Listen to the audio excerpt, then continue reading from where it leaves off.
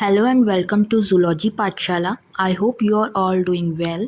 In today's video, we are going to discuss about bioremediation. आज की इस video में हम बायोरेमिडिएशन के बारे में पढ़ेंगे और जानेंगे कि ये हमारे इन्वायरमेंट के लिए कैसे बेनिफिशियल होती है।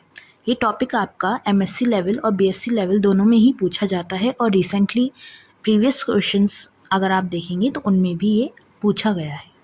आइए स्टार्ट करते हैं। अगर हम इसकी डेफिनेशन देखें कि बायोरेमिडिएशन क्या होता है, so bioremediation is a process that utilises living organism, primarily micro organism such as bacteria, fungi and algae and occasionally plants to detoxify, degrade or remove pollutants from contaminated environments including soil, water and air. वो क्या कहना चाह रहे हैं यहाँ पे कि bioremediation एक ऐसी प्रोसेस है जिसमें जो लिविंग ऑर्गेनिज्म हैं, ठीक है, पर्टिकुलरली अगर हम बात करें या प्राइमरली अगर हम बात करें तो हमारे जो माइक्रो ऑर्गेनिज्म आ गए लिविंग ऑर्गेनिज्म में, जैसे कि हमारे जो बैक्टीरियाज हैं, फंजाई है या एल्गीज हैं, और कभी कभी हम प्लांट्स को भी यूज़ करते हैं, ठीक है, यूटिलाइज करते हैं, यूज़ करते हैं उनका किस काम के लिए, डिटॉक्सिफाई करने के लिए, डिग्रेड करने के लिए या फिर रिमूव करने के लिए पॉल्यूटेंट्स को, मतलब कि जो ऐसे डैमेज करने वाले जो एजेंट्स हैं हमारे इन्वायरमेंट को, जो हमारे इन्वायरमेंट को कंटामिनेट कर रहे हैं, ख़राब कर रहे हैं, ठीक है, उनको रिमूव करने के लिए हम इन माइक्रो ऑर्गेनिज्म का यूज़ करते हैं, ठीक है। कभी कभी हम सॉइल, वाटर और एयर को भी डिटॉक्सिफाई करने के लिए इनको यूज़ करते हैं, ठीक है। तो ये हमारा क्लीनिंग का एक प्रोसेस हो गया कि हम अपने इन्वायरमेंट को क्लीन करने के लिए माइक्रो ऑर्गेनिज्म का यूज़ कर रहे हैं, प्लांट्स का यूज़ कर रहे हैं अपने इन्वायरमेंट को मतलब कि क्लीन रखने के लिए। It is a natural, eco friendly and cost efficient method for environmental cleanup. एक तो ये नेचुरल प्रोसेस है, भाई माइक्रो ऑर्गेनिज्म का यूज़ हो रहा है, ठीक है, तो नेचुरली हमारा जो है हमें इसके रिसोर्सेज मिल रहे हैं, नेचुरली ये खुद से खुद ही हो जाएगा, ठीक है। इको फ्रेंडली है, इसमें कोई भी हम ऐसी चीज़ यूज़ नहीं कर रहे या ऐसी चीज़ का मतलब प्रोडक्शन नहीं कर रहे कि उससे हमारे इन्वायरमेंट को और नुकसान हो। जो हमारा नुकसान हो चुका है उसको हम डिटॉक्सिफाई करने के लिए इस प्रोसेस को कर रहे हैं, ठीक है, और कॉस्ट इफ़ेक्टिव भी है, इसमें हमारे ज़्यादा पैसे वगैरह नहीं लगते। अब ये बायोरेमिडिएशन हमारे इन्वायरमेंट के लिए कैसे बेनिफिशियल है, ये आपसे पूछा जाता है और पूछा भी गया है एग्ज़ाम्स में, तो इसके आप कुछ पॉइंट्स में इसको आंसर कर सकते हैं। जैसे फर्स्ट हो गया कि हमारे क्लीन्स अप टॉक्सिक पॉल्यूटेंट्स, जो टॉक्सिक पॉल्यूटेंट्स होते हैं, ठीक है, जो टॉक्सिसिटी फैला रहे हैं हमारे सॉइल में या कह लो वाटर, एयर, जिसमें चीज़ में हमारी टॉक्सिसिटी फैला रहे हैं उनको क्लीन करने में ये हमारी मदद करता है। इसमें आप क्या लिख सकते हैं, break down harmful substances like oil spills, pesticides, solvents and heavy metals into non toxic products, for example CO2, water. अब इसमें ये टॉक्सिक पॉल्यूटेंट्स को क्या करता है, जैसे कि हमारे टॉक्सिक पॉल्यूटेंट्स में क्या आ गए, जो ऑयल स्पिल्स हैं, ठीक है, या हमारे पेस्टिसाइड्स वगैरह जो हम यूज़ करते हैं, जो हमारे सॉल्वेंट्स होते हैं, या हमारे हैवी मेटल्स जो हैं, ठीक है, वो हमारे टॉक्सिसिटी फैलाने का काम करते हैं, तो उनको ये नॉन टॉक्सिक प्रोडक्ट्स में जो है ब्रेक डाउन कर देता है, ठीक है। माइक्रो ऑर्गेनिज्म क्या करेंगे, उनको नॉन टॉक्सिक प्रोडक्ट्स में ब्रेक डाउन कर देंगे, जैसे कि हमारा CO2 हो गया, वाटर हो गया, ऐसे सब्सटेंसेस में, ऐसे प्रोडक्ट्स में वो उनको ब्रेक डाउन कर देंगे, ठीक है। सेकेंड पॉइंट हो गया हमारा यूटिलाइजेस नेचुरल ऑर्गेनिज्म। अब इसमें नेचुरल ऑर्गेनिज्म यूज़ हो रहे हैं, ठीक है, जो हमारे लिविंग ऑर्गेनिज्म, माइक्रो ऑर्गेनिज्म हैं वो। अब इसमें क्या लिख सकते हैं, involves naturally occurring microbes or plants, reducing the need for harmful chemical or synthetic methods। भाई नेचुरली ऑकरिंग हैं हमारे माइक्रोब्स जो हैं या प्लांट्स जो हैं, तो उनको जब हम इन्वॉल्व कर रहे हैं, उनको जब हम यूटिलाइज कर रहे हैं इस प्रोसेस में, तो हम जो हमारी जो हार्मफुल केमिकल यूज़ करने की जो नीड हो गई या हमारे जो सिंथेटिक मेथड्स हो गए जिसमें हमें कुछ ना कुछ अलग सा मान लो एजेंट कह लो या मशीनरी कह लो या कुछ भी ऐसी अलग चीज़ यूज़ करनी पड़ती है, वो उसकी नीड जो है वो बिल्कुल ख़त्म हो गई, क्योंकि इसमें हम नेचुरली ऑकरिंग जो हमारे लिविंग ऑर्गेनिज्म हैं उनको हम यूज़ कर रहे हैं, ठीक है। अब थर्ड पॉइंट क्या हो गया, प्रिवेंट्स सेकेंडरी पॉल्यूशन। अब unlike chemical treatment, it does not leave behind toxic residues और कॉज सेकेंडरी इन्वायरमेंटल इश्यूज। जो केमिकल ट्रीटमेंट्स होते हैं, जैसे कि मान लो हम फर्टिलाइज़र्स यूज़ करते हैं, पेस्टिसाइड्स यूज़ करते हैं या वीडिसाइड्स यूज़ करते हैं, तो उससे क्या होता है, हमारी सॉइल की फर्टिलिटी ख़राब हो रही है। काफ़ी बार होता है कि प्लांट्स में हमारे ऐसे सब्सटेंसेस हो जाते हैं जो हमारे ह्यूमन्स के लिए वो हार्मफुल रहते हैं। तो वो चीज़ें भी मतलब जैसे क्या है, हमारे इन्वायरमेंट को अफेक्ट कर रही है ना एक तरह से। अब जब इसमें हम कोई भी केमिकल का यूज़ कर ही नहीं रहे, इस प्रोसेस में बायो रेमिडिएशन में जब हम केमिकल यूज़ ही नहीं कर रहे, तो क्या होगा कि वो ऐसा कोई सब्सटेंस भी अपने पीछे रेसिड्यू अपने पीछे नहीं छोड़ेगा, टॉक्सिक रेसिड्यू उनका नहीं होगा, ठीक है। और कोई भी सेकेंडरी इन्वायरमेंटल इशू जो है उनसे नहीं होगा, इस प्रोसेस के दौरान नहीं होगा।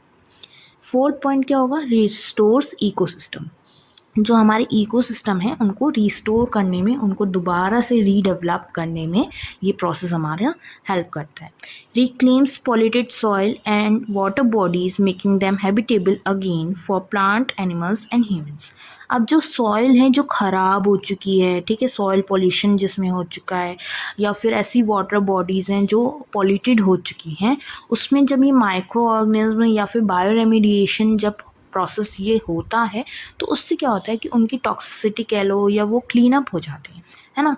तो उसमें जब वो सफाई हो जाएगी एक तरह से, तो फिर उसमें जो रहने वाले ऑर्गेनिज्म हैं या सॉइल में उगने के लिए जो हमारे प्लांट्स वगैरह को न्यूट्रिएंट्स चाहिए वो उनको मिल पाएंगे, तो वो दोबारा से रीस्टोर हो पाएगा इकोसिस्टम जो है हमारा एक तरह से पूरी तरह, ठीक है। अब फिफ्थ अगर हम पॉइंट देखें तो ये कॉस्ट इफेक्टिव होता है और इन सीटू होता है। अब ये क्या हो गया, कॉस्ट इफेक्टिव, तो आपको पता है कि ये जो है कि हमारा कम पैसों में हमारा ये प्रोसेस जो है हो सकता है। और इन सीटू का मतलब होता है कि ये हमारे जहाँ पे पॉल्यूशन है वहीं पे जो है परफॉर्म हो जाएगा, उसी साइट पे जो है परफॉर्म हो जाएगा। Often performed at the site of pollution, minimising cost of waste transportation and infrastructure. अब मान लो जैसे कूड़ा वगैरह होता है हमारे घरों में, तो उसको उठाने के लिए प्रॉपर एक नगर निगम का मतलब कूड़े वाला आएगा, वो उठा के ले जाएगा, फिर वो कहीं जा कर के डाल देगा, है ना।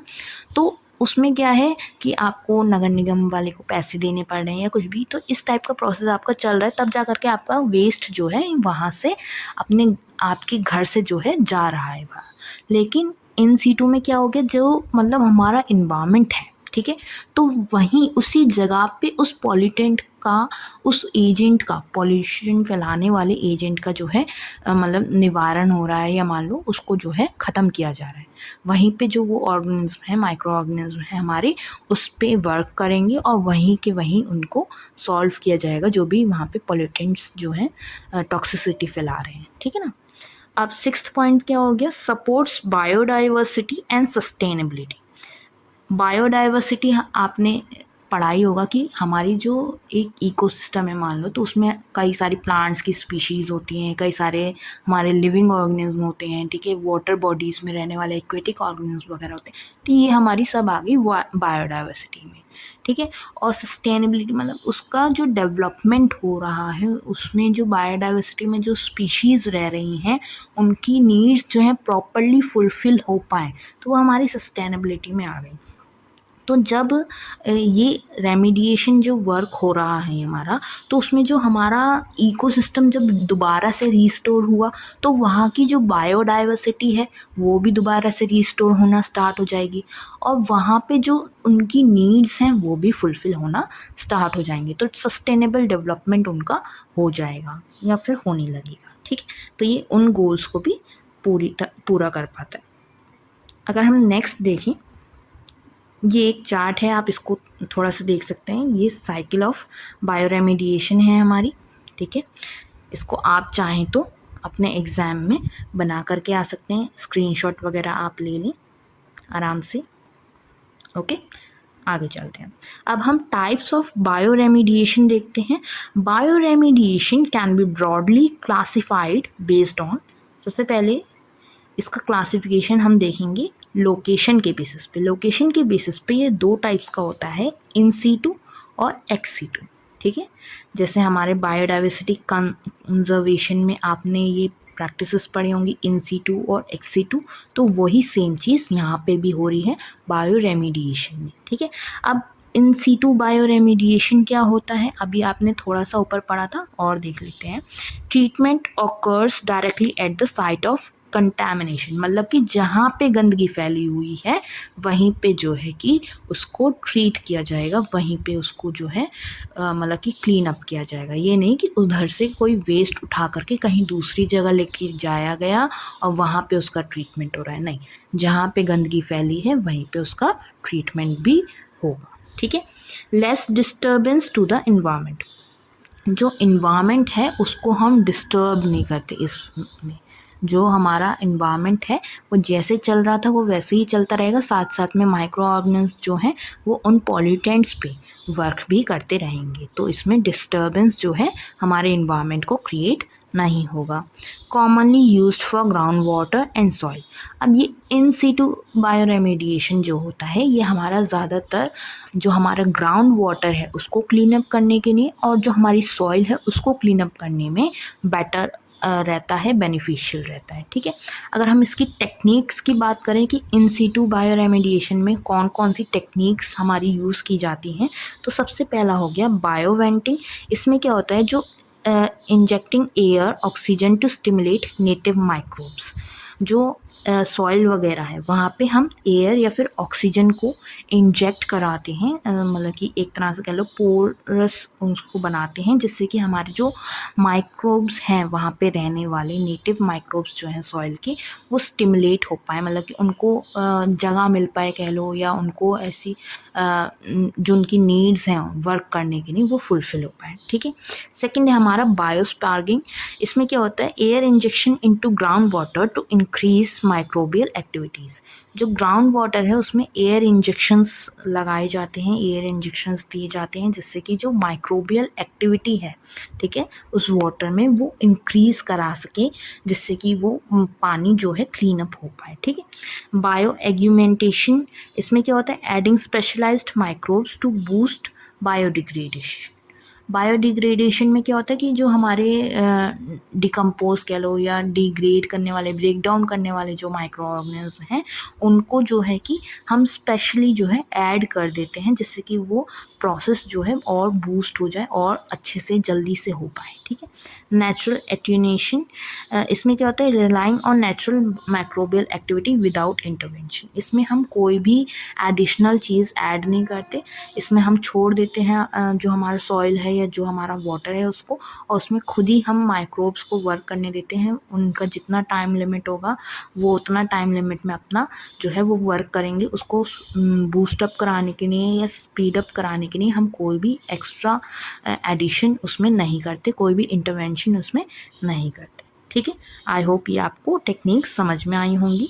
ठीक है। नेक्स्ट है हमारा एक्सी2 बायोरेमिडिएशन, जो हमारा ऑफ साइट होता है। जैसे अभी मैंने आपको कूड़े वाला एग्जाम्पल दिया था, आपके घर से कूड़ा चला गया लेकिन वो कहीं जा कर के तो मतलब उसमें उसको सही करना पड़ेगा ना, उसको ख़त्म करना पड़ेगा, वरना क्या होगा, कूड़ा तो ऐसे जमा ही होता रहेगा। तो ये हो गया एक्सी2 के एग्जाम्पल एक तरह से, मान लीजिए। अब इसमें थोड़ा सा पढ़ देते हैं। Contaminated material is excavated and treated elsewhere, जैसा अभी मैंने बताया कि वो कहीं से उठा करके कहीं और ले जाया जाएगा और वहाँ पे उसको ट्रीट करा जाएगा। ठीक है। Allows more control and faster treatment, इसमें क्या है, हम मतलब ज़्यादा कंट्रोल्ड वे में कह लो या ज़्यादा फास्टर वे में जो है उसका ट्रीटमेंट, उस पॉल्यूशन को ट्रीट करने का वर्क जो है कर पाते हैं। इसमें अगर हम टेक्निक्स देखें तो हमारे बायोपाइल्स क्या होते हैं, engineered heaps of contaminated soil treated with microbes and nutrients. जो हमारे मिट्टी के ढेर कह लो, ठीक है, जो कंटेमिनेटेड सॉइल है उनके मिट्टी के ढेर जो है बना दिए जाते हैं और उनको फिर खुद से ही जो है माइक्रोब्स और न्यूट्रिएंट्स जो है उनसे जो है ट्रीट कराया जाता है, जिससे कि वो कंटेमिनेशन जो है उसका वो ख़त्म हो जाए। ठीक है। तो वो बायोपाइल्स में आ गए हमारे। सेकंड हो गया हमारा लैंड फार्मिंग। लैंड फार्मिंग में क्या है, polluted soil it spread out and periodically tilt for microbial breakdown. अब जो पॉल्यूटेड सॉइल है हमारी उसको हम जो है फैला करके खूब स्प्रेड आउट करके जो है उसको मतलब साफ़ करने का जो प्रक्रिया कह लो वो करते हैं, और उसमें जो है हमारे जो माइक्रोबियल ब्रेकडाउन है उसको बढ़ाने के लिए जो है हम उसको कुछ कुछ टाइम बाद जो है टिल करते हैं, मतलब कि उलट फेर जो है हम उसकी करते रहते हैं, ठीक है। कंपोस्टिंग इसका एक और टेक्निक हो गया। Organic waste is mixed with microbes and bulking agents to decompose pollutants. जो हमारा ऑर्गेनिक वेस्ट होता है, ठीक है, जैसे कि हमारे जो पेड़ पौधों की पत्तियां वगैरह हो गई, वो हमारे माइक्रोब्स के साथ में जो है मिला करके सॉइल वगैरह में डाल दी जाती हैं, जिससे कि हमारा जो डिकम्पोजिशन का प्रोसेस है, ठीक है, उस पॉलिटेंट्स को डिकम्पोज करने का जो प्रोसेस है वो बूस्ट हो जाए, ठीक है, जल्दी हो। फोर्थ क्या है, स्लरी फेज बायोरिएक्टर्स। ये क्या है, कंटामिनेटेड सॉइल और sediment it's mixed with water and treated in a tank under optimised condition. इसमें जो हमारी कंटामिनेटेड सॉइल होता है या फिर जो मान लो सेडिमेंट है हमारा, ठीक है, जो निचले स्थल पर बचने वाला हमारा जो ख़राब प्रोडक्ट हो गया, ठीक है, वो चीज़ जो है हमारी पानी में मिला करके अलग से हमारे टैंक वगैरह होते हैं, उनमें हम जो है इसको ट्रीट करते हैं, ठीक है। ट्रीट करना मतलब कि उसकी सफाई करना, और वो सब जो है हम अलग से उसकी कंडीशंस में कुछ हमारी रखा जाता है, वो हमारा पूरा कंटेमिनेटेड सॉइल, और उसको ट्रीट किया जाता है। अगर हम सेकंड इसका बेसिस देखें कि हम इसको कैसे कैरेक्टराइज कर सकते हैं, तो हम इनको ऑर्गेनिज्म कौन से यूज़ हो रहे हैं उनके बेसिस पे भी कैरेक्टराइज्ड कर सकते हैं, ठीक है। तो सबसे पहला तो हो गया इसमें हमारे माइक्रोब से होने वाला बायो रेमेडिएशन, जिसे हम माइक्रोबियल बायो रेमेडिएशन बोलते हैं। इसमें हम ऑब्वियस सी बात है, हमारे जो माइक्रोब्स हैं, बैक्टीरिया, फंजाई और एल्गी, उनको यूज़ करेंगे, जिससे कि वो हमारे पॉल्यूटेंट्स को जो है डिग्रेड कर दे, डिकम्पोज करने में हमारी मदद करें। अगर हम इनके कुछ एग्जाम्पल्स ले लें, कौन कौन से माइक्रो ऑर्गेनिज्म हमारे ऐसे हेल्प करते हैं, तो हमारा सीडोमोनास, एल्कैनिवोरेक्स और एस्पेरगिलस, ये हमारे जो हैं 3 माइक्रोब्स हैं जो हमारे एग्जाम्पल के तौर पे हम लिख सकते हैं, ठीक है। सेकेंड टाइप अगर हम देखें तो वो फाइटो रेमेडिएशन हो गया, जिसमें हमारे प्लांट बेस्ड रेमेडिएशन हो गया, हमारा प्लांट्स को यूज़ करके। प्लांट्स एब्जॉर्ब, एक्यूमुलेट और डिग्रेड कंटैमिनेंट्स। जो प्लांट्स होते हैं वो हमारे उन कंटामिनेंट्स को, जो ऐसे पॉल्यूटेंट प्रोडक्ट्स हैं, न्यूट्रिएंट्स हैं जो सॉइल को ख़राब करें, उनको एब्जॉर्व कर लेते हैं, ठीक है। उसमें फिर उनको डिग्रेड करने का काम भी प्लांट्स जो हैं करते हैं, हेल्प जो है उसमें करते हैं। अगर हम टाइप्स ऑफ फाइटो रेमेडिएशन की बात करें तो उसमें हमारी फाइटो एक्सट्रैक्शन फर्स्ट टाइप हो गया। इसमें क्या होता है, plants absorb metal into their shoots, for example brassica for lead. जो हमारी ब्रासिका एक स्पीशीज़ है, वो हमारी लीड जो है, ठीक है, मेटल में जो आ गया, वो अपने शूट्स में उनको एब्जॉर्व कर लेती है। शूट सिस्टम जो है हमारा, ठीक है, उसमें उसको एब्जॉर्व कर लेती है। सेकंड अगर हम टाइप देखें तो सेकंड टाइप आ गया हमारा फाइटो डिग्रेडेशन। इसमें क्या होता है, plants break down pollutants enzymatically. तो इसमें एग्जाम्पल क्या हो गया, पॉपुलर फॉर सॉल्वेंट्स। जो हमारे सॉल्वेंट्स हैं, ठीक है, ठीक है, उनको प्लांट्स ने क्या करा, उनको पॉल्यूटेंट्स को प्लांट्स ने एब्जॉर्व करके ब्रेक डाउन करा एंजाइम्स की मदद से, ठीक है। तो ये हमारा फाइटो डिग्रेडेशन हो गया। थर्ड है हमारा phytostabilisation. Plants immobilise pollutants to prevent leaching. इसका एग्जाम्पल अगर हम देखें तो वेटिवर ग्रास जो है हमारी, इसका एग्जाम्पल हो गया। जो हमारे प्लांट्स होते हैं, ठीक है, वो उन पॉल्यूटेंट्स को एक तरह से मान लो कि इमोबिलाइज करते हैं, बढ़ने से रोक देते हैं, जिससे कि जो मतलब गंदगी है कह लो, वो फैले ना, वो बढ़े ना, ठीक है। नेक्स्ट हो गया हमारा फाइटो वोलेटाइजेशन। इसमें क्या होगा, plants release pollutants as vapour, for example willow for mercury. जो प्लांट्स होते हैं वो पॉल्यूटेंट्स को, जब उनका ट्रांसपिरेशन का प्रोसेस होता है, तो पानी जो उनका ट्रांसपिरेशन का प्रोसेस हो रहा है, तो एज अ वेपर्स जो हैं वो उन पॉल्यूटेंट्स को रिलीज़ कर देते हैं एब्जॉर्व करके वहाँ से, ठीक है। जैसे कि हमारा विलो जो हमारे मरकरी को रिलीज़ करता है। अगर हम बायो रेमेडिएशन के एडवांटेजेस और लिमिटेशंस की बात करें तो इसके एडवांटेजेस में हमारा यही आ गए कि ये इको फ्रेंडली होता है और सस्टेनेबल होता है। लो एनर्जी रिक्वायरमेंट्स होती हैं इसकी, मिनिमल साइट डिस्टर्बेंस होता है, can fully mineralise certain pollutants, ठीक है। तो ये हमारे एडवांटेजेस आ गए। अगर हम लिमिटेशंस की बात करें तो ये स्लोअर देन केमिकल और फिजिकल मेथड। भाई माइक्रो ऑर्गेनिज्म इस पे वर्क कर रहे हैं या प्लांट्स इस पे वर्क कर रहे हैं, तो उनकी अपनी एक स्पीड है, उस पे ही वो वर्क कर पाएंगे। अगर हम इसमें कोई फिजिकल मेथड या केमिकल मेथड यूज़ करते हैं तो हो सकता है कि उससे हमारे इन्वायरमेंट को और जो है हार्म पहुँचे। तो उससे बचाने के लिए हमें इसको ऐसे ही नेचुरल वे में करना पड़ता है। ठीक है, लिमिटेड टू बायोडिग्रेडेबल सब्सटेंसेस। अब ये जो हमारे बायोडिग्रेडेबल सब्सटेंसेस हैं, मान लीजिए जो हमारे माइक्रो ऑर्गेनिज्म हो गए या प्लांट्स हो गए, या मान लो जो ऐसे उनसे डिग्रेड होने वाले जो सब्सटेंसेस हो गए, उन्हीं पे वर्क करता है ये। किसी और चीज़ पे, किसी और टाइप का पॉल्यूटेंट जो होगा वो उस पे वर्क नहीं कर पाएगा। ठीक है, रिक्वायर्स ऑप्टिमल कंडीशंस। अब इसमें कुछ कंडीशंस हैं कि माइक्रो ऑर्गेनिज्म जो हैं उनको, भाई माइक्रो ऑर्गेनिज्म को भी तो अपनी नीड्स है ना, कि पर्टिकुलर टेम्परेचर होना चाहिए, मॉइस्चर होना चाहिए, कंडीशंस होने चाहिए, तो ये उन कंडीशंस पे ही वर्क करेगा। वैसी कंडीशंस नहीं हुई तो माइक्रोबियल एक्टिविटी नहीं हो पाएगी प्रॉपरली, है ना। Not affected for all contaminants. जो सारे टाइप के कंटेमिनेशंस होते हैं, जैसे अभी मैंने बताया, उन पे ये वर्क जो है नहीं कर पाता। ठीक है, तो यही था हमारा आज का topic, bio remediation. I hope आपको ये टॉपिक पसंद आया होगा और आपको ये अच्छे से समझ में आया होगा। अगर आपको ये वीडियो अच्छी लगी हो तो मेरे चैनल को सब्सक्राइब करना ना भूलिएगा, और इस वीडियो पे लाइक और कमेंट करना भी ना भूलिएगा। Bye bye.